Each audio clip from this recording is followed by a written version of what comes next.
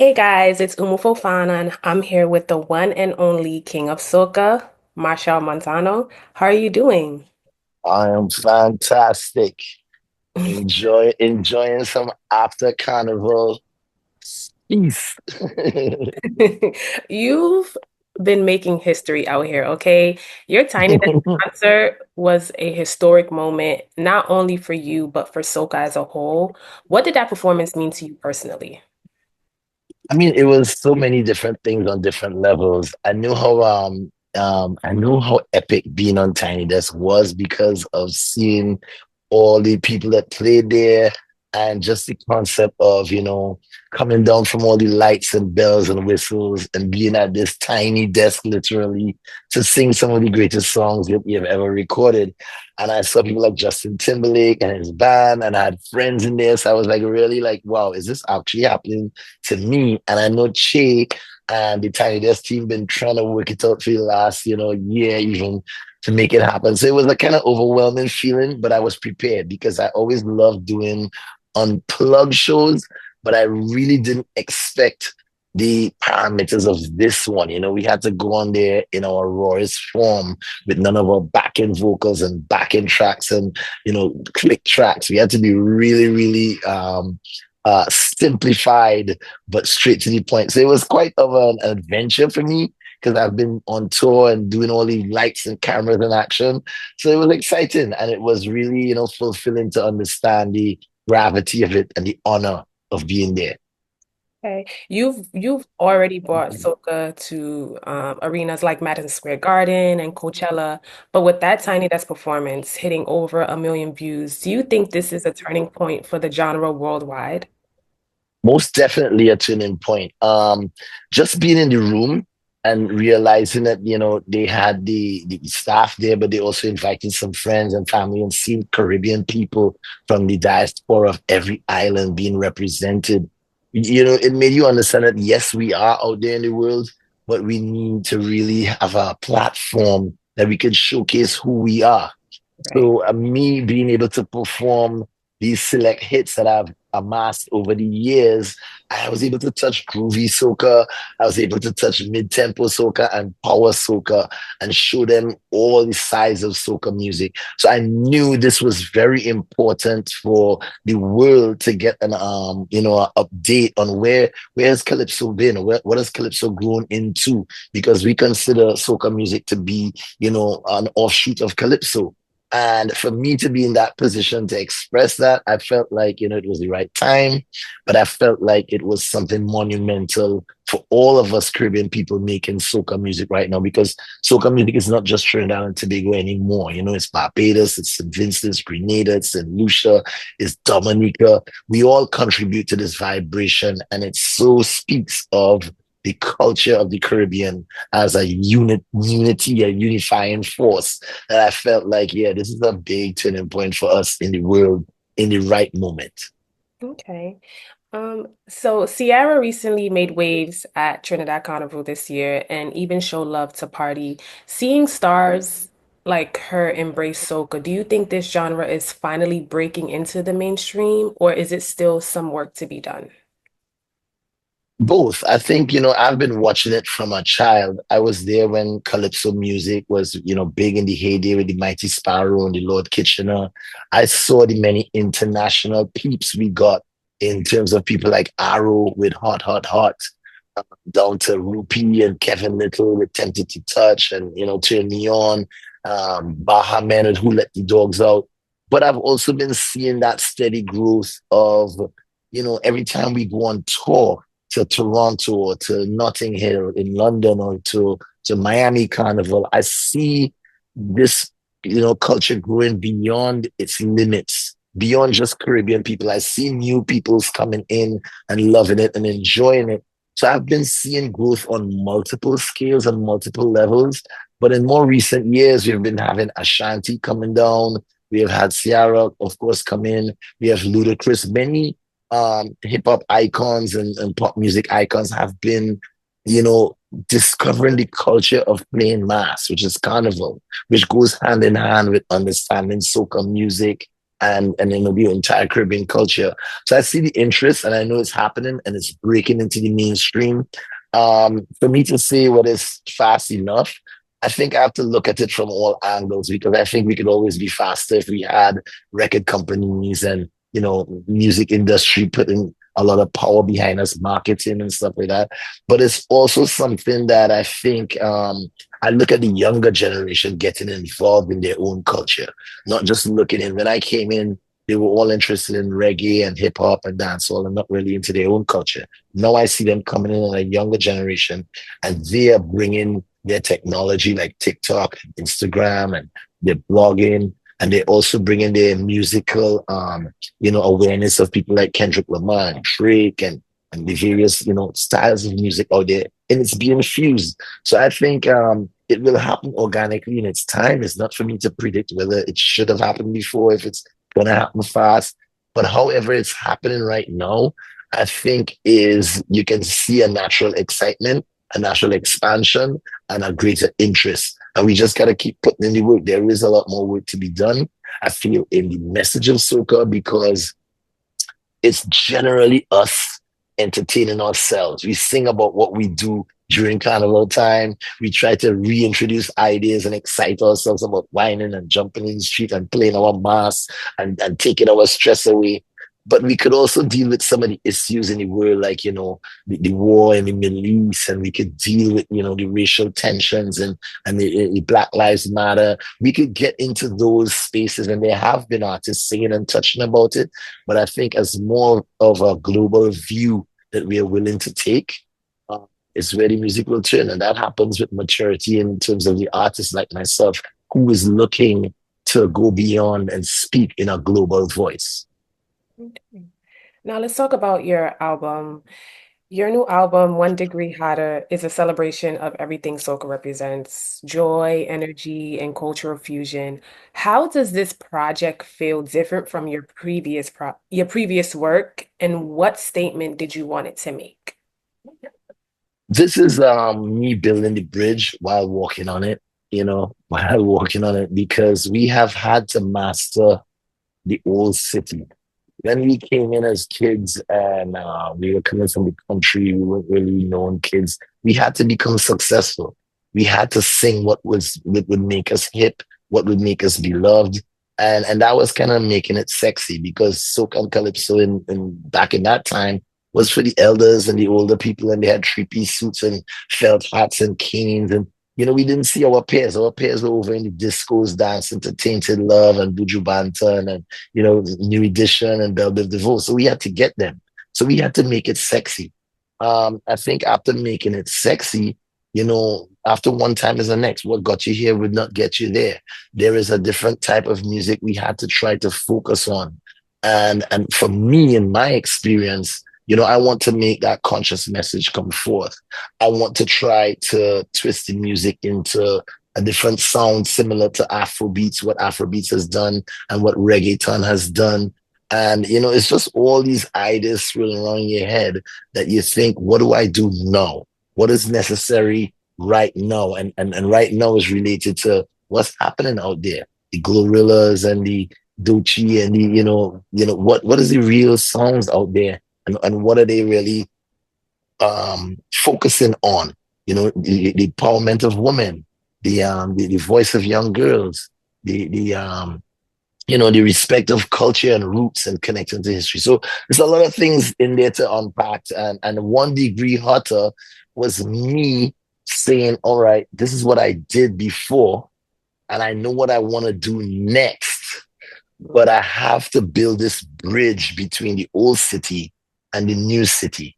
So there are songs like, Balance, Truth and Balance, where you'd see me singing a zest beat on a zest beat, R&B-esque song with a Trini accent, but, collaborating with Ne-Yo or collaborating with Asian, who's the youngest dancehall artist coming out of Jamaica. And he's actually Jamaican Haitian.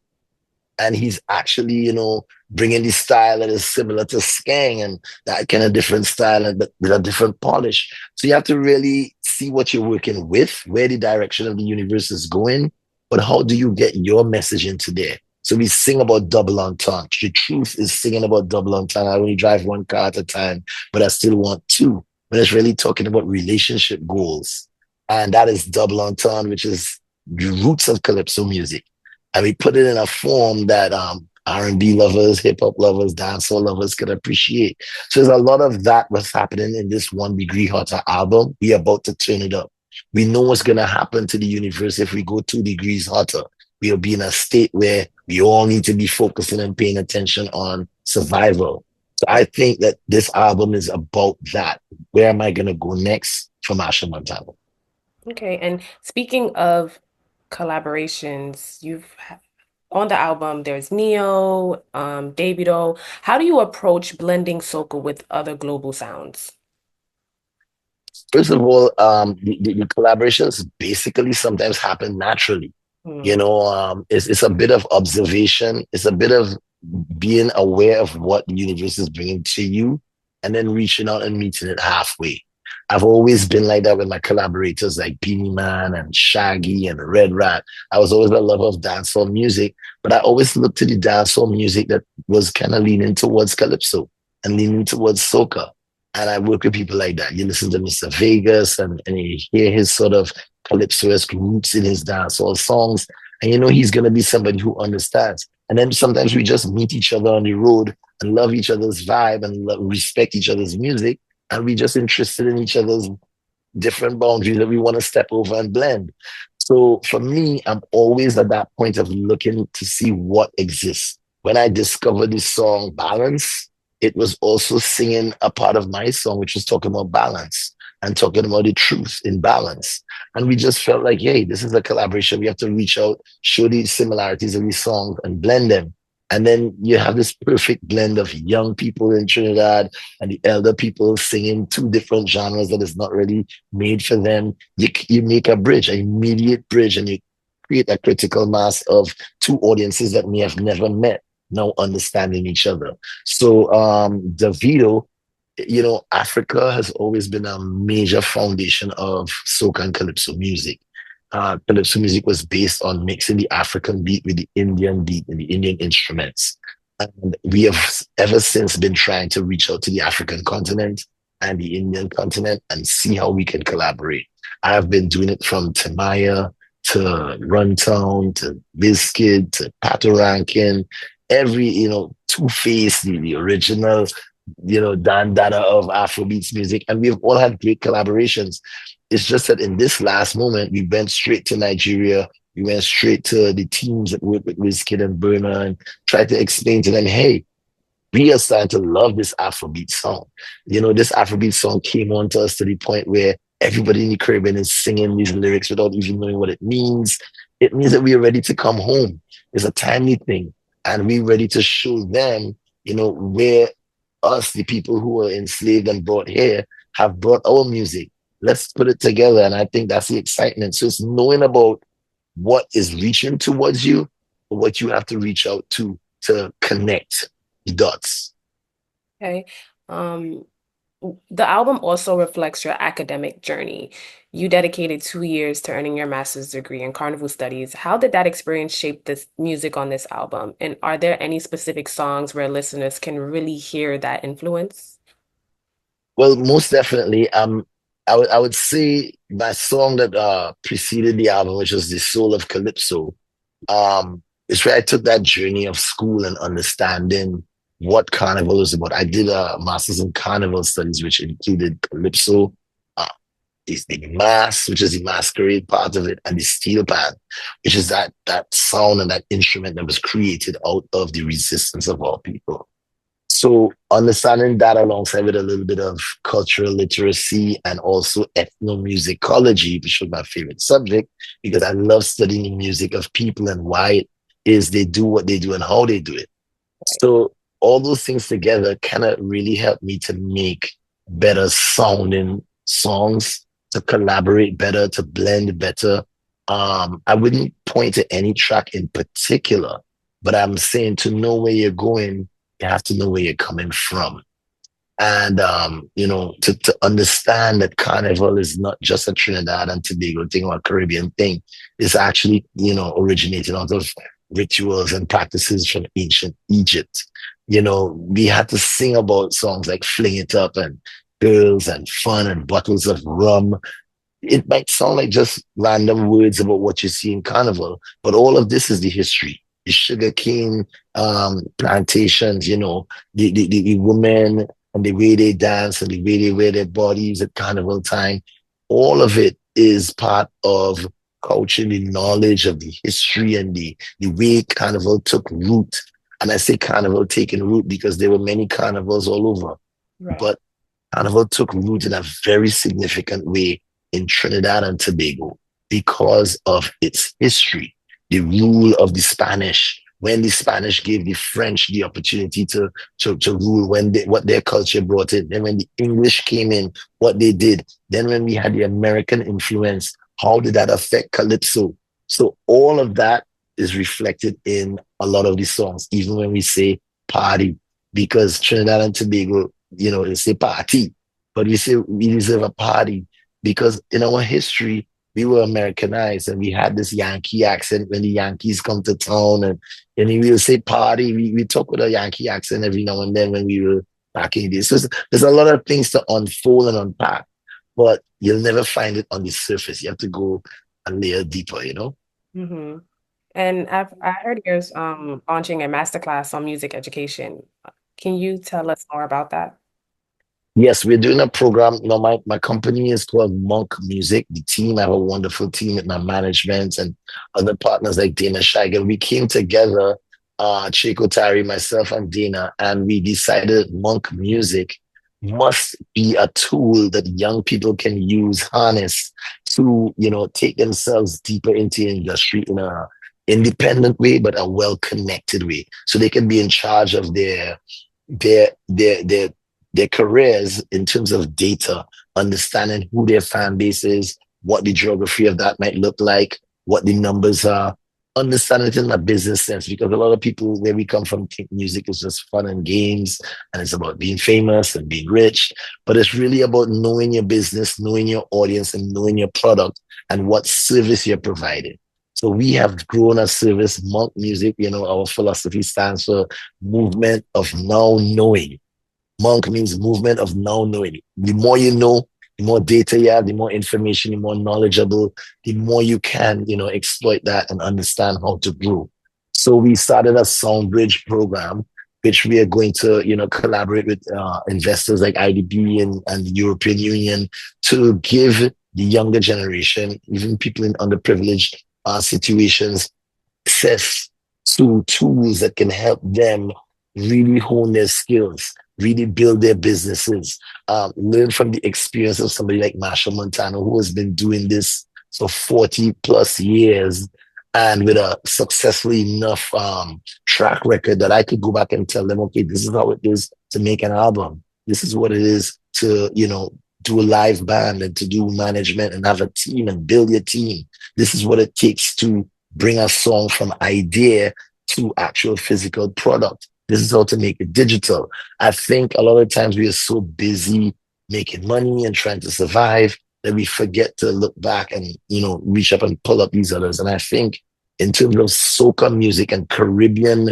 culture, we have been missing that the most. And that is the most important part to our success. Somebody who's current, who's available, and who can put it forward in a systematic and, easy to read way, user friendly way, I should say, for other people coming up. Okay.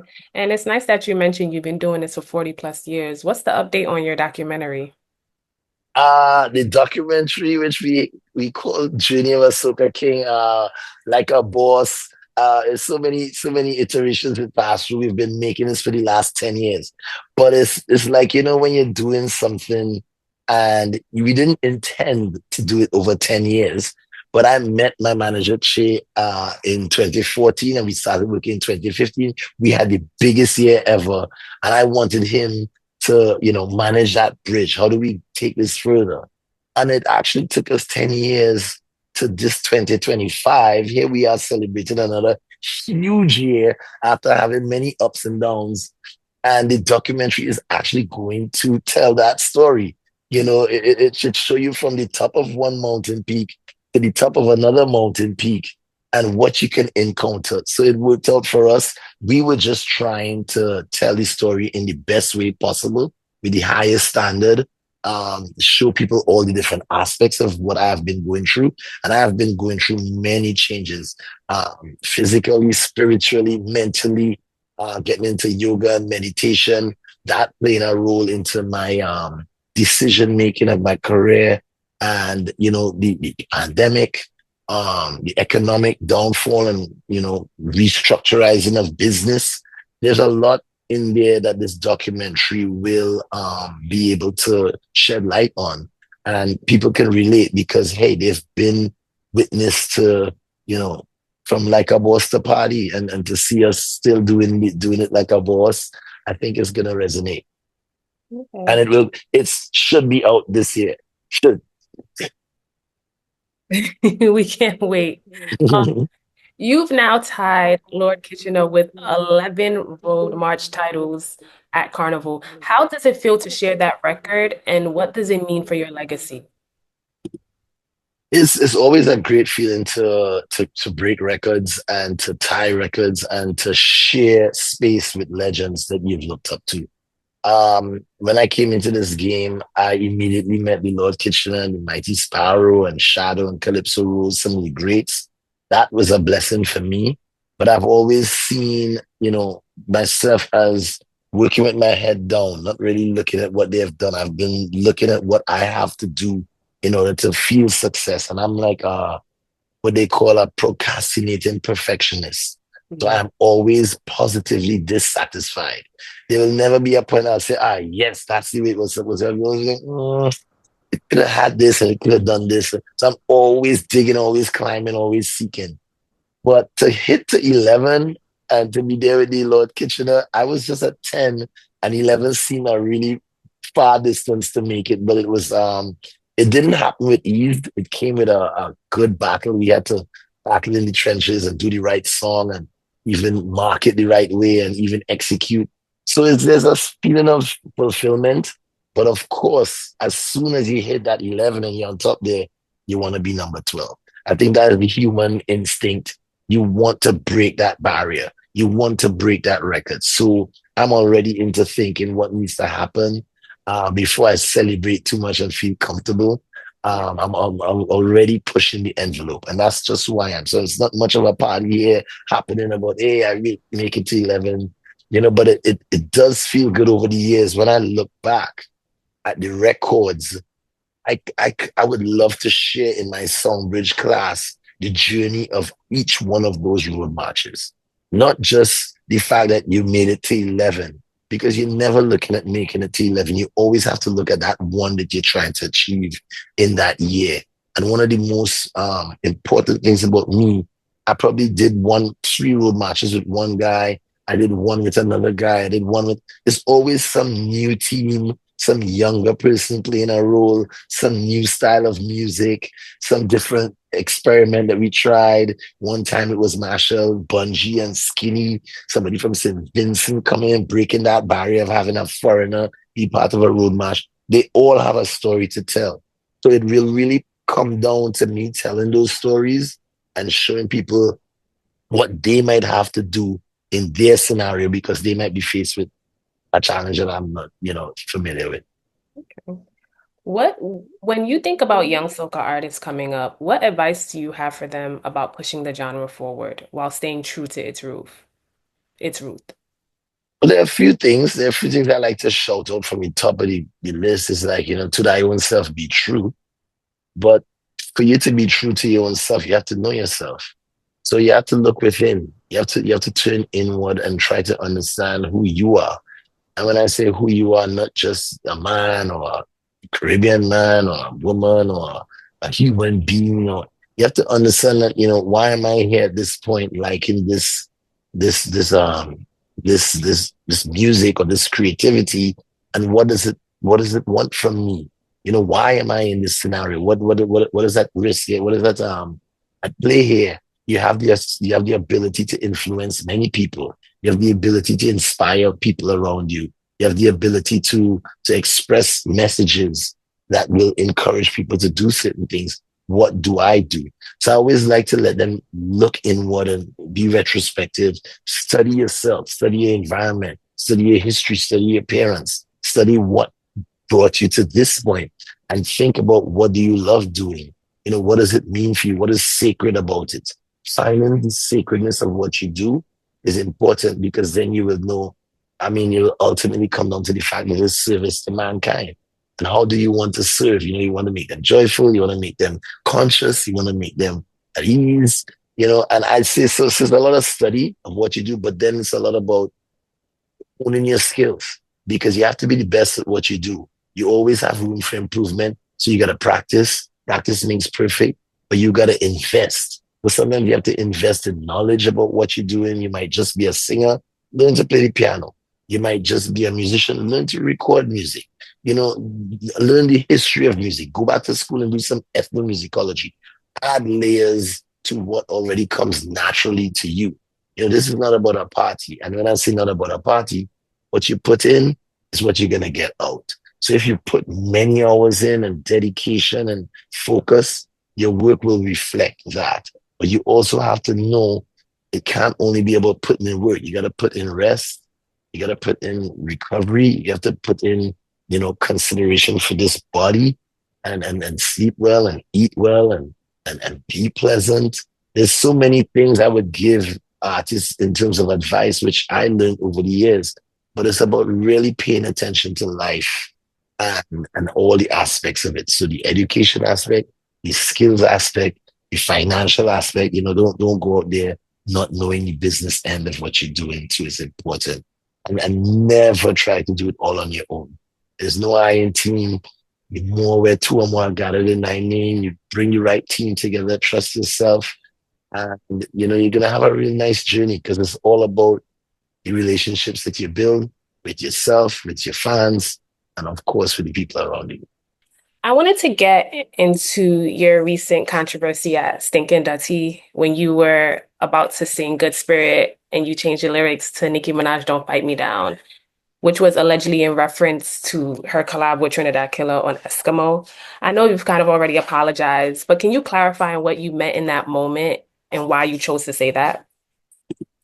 I mean, if I knew why I chose to say it in that moment, I would definitely say I was thinking about that a lot of times. Sometimes when you're in the heat of a moment, Yeah. because you know, there's a lot to unpack in that situation. This was a team of writers by the name of Full Blown Entertainment who brought out their own rhythm. And they've been trying at it for so many years. They have been working behind the scenes, providing hits to myself and Kess and Voice and Kerwin Dubois, you name it, and singing their song in that moment was an emotional point about the fact that, here we had to battle against a lot of rumors and a lot of things that were spreading about us trying to hold on artists from making it. Somebody like Trinidad Killa, his narrative, he went on there saying that we were trying, that he even blamed me for taking his song down off the internet. But it was a basic the basic fact of the matter was that he was putting it up illegally and trying to monetize, which was something that is illegal. And FBE, Full Blown, who's the owners of the rhythm, were trying to, treat with that in the most professional manner. So here it was, you know, they were fighting that fight. I was being blamed for doing it, which I had nothing to do with it, and I didn't say anything. And then I got a DM from Nikki, sort of basically apologizing to me for collaborating with him and trying to promote his song before she knew what was happening. Hmm. So we had this long conversation about that and forgiving him and forgiving people when they make mistakes and it was cool. I just really said in that moment that, I was feeling like I was being unfairly fought down because I had nothing to do. I didn't own the rhythm. Up to this day, I'm still not the owner of the rhythm. I'm a person on the rhythm, just like everybody else. And that was never clarified.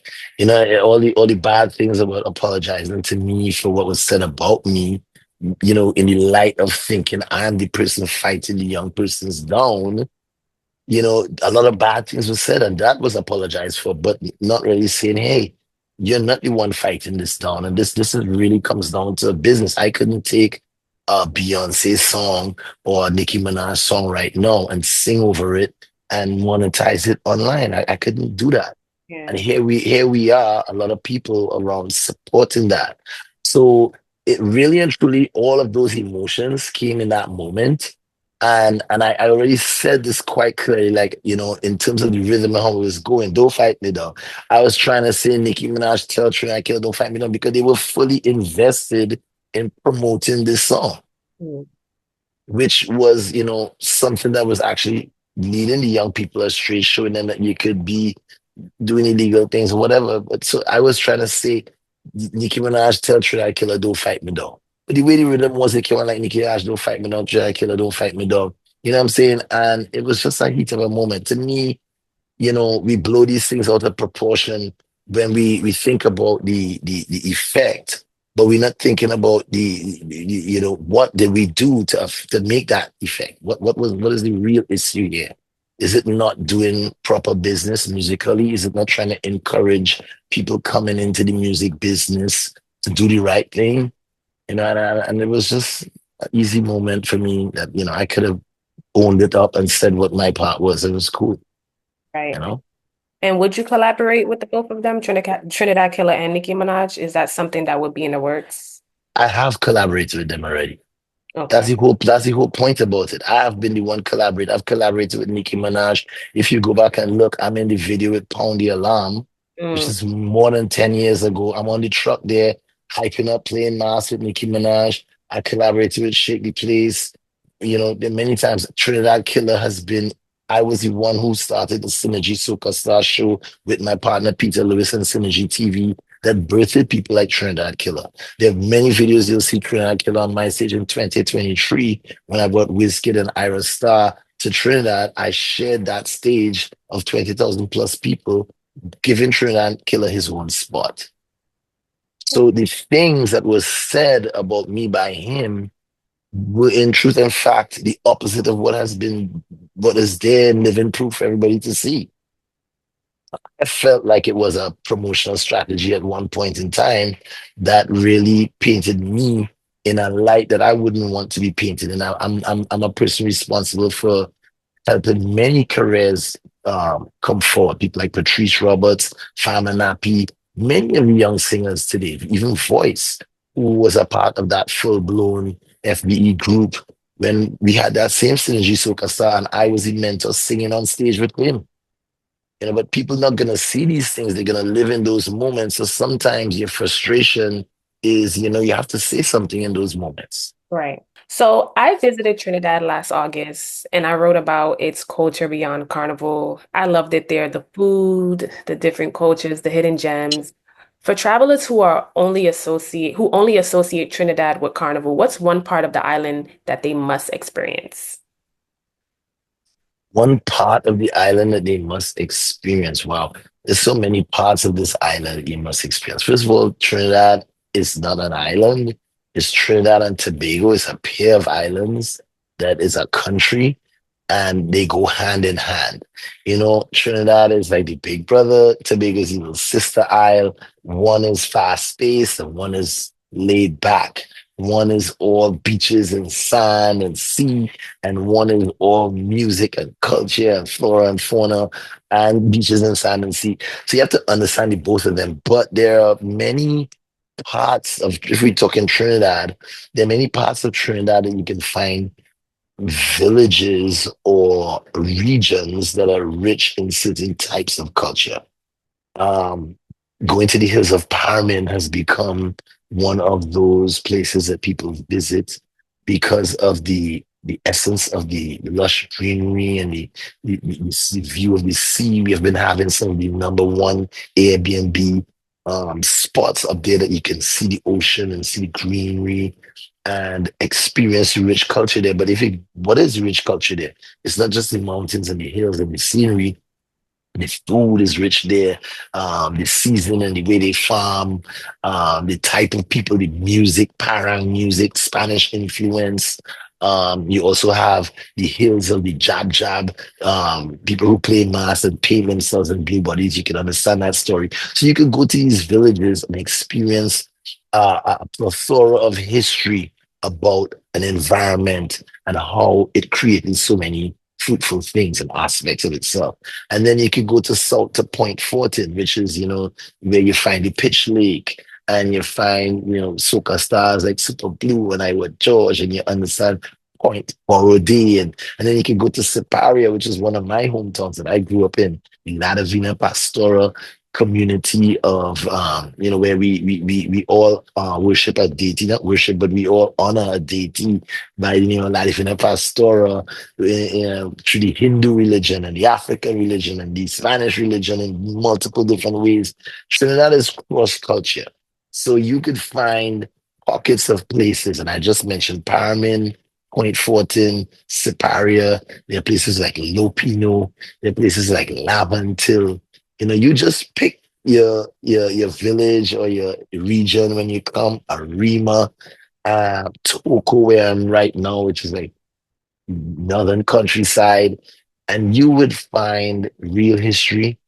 You'll find food, you'll find scenery, but you'll also find the stories of people, which is the most important thing. Trinidad is a people's country. Many peoples gathered here, and that is the root why so many great things like the steel pan and the West Indian Carnival, as it is known today, took root in this blessed space. Okay. And as someone who studied Carnival deeply and lived it firsthand, do you think there's a misconception about Trinidad's culture that you'll love to correct for outsiders? I don't think there's a misconception. I think it's so much to conceive that you have to really, come a lot, study from all different angles. You have to give it more than one shot. A lot of people come in and say, well, this was what I thought it was, and it's I thought it was what I thought it was. You have to see the full picture. Yeah. And it's testament to why so many people come here 10, 20 years ago, and they've been coming every year since. It has that lasting power. So I'm not gonna try to tell you what your experience should be. It's within your own experience that life dwells. Okay. Um, you've accomplished so much, awards, titles, history making moments. If the music ever stops, how do you want Machel Montano to be remembered? What's the legacy you want to leave behind? I don't have a way I want Machel Montano to be remembered. That's not part of my desire here. I don't live life for what people are going to think, or, I live a very different sort of perception. I believe that we are all one organism. We're going to think what we're going to think, but it's about our experience. I have left things here in terms of geographic areas like Toko that I've influenced in terms of laying down 9 acres of a musical village with trees and fruit trees. And if you ever come here, you'll experience what Machel Montano was like. You'll see the house that I lived in. You'll see how I live. You'll hear my music. You will see my books and read my stories. I really want people to take away the experience of how I made them feel, and I think people will hold those memories and how did I feel on the road listening like a boss for Carnival 2015? What was it like crossing the stage to waiting on the stage, Marshall singing EDM music in 2016? Ooh, what was it like in 2018 when he collaborated with Super Blue and I was walking through the streets of Port of Spain, and wine and fling it up? Those are the things you'll take away. That's how you would know who I am.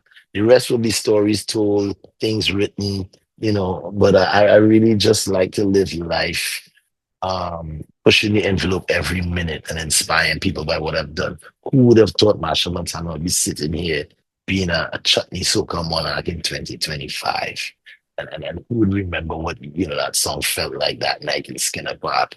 Those are the memories. If you're lucky enough, you're gonna come, you're gonna be somewhere where I am, and you're gonna feel the essence of my being. That's as much as I try to aim for. Right. Thank you so much. I appreciate you. Also,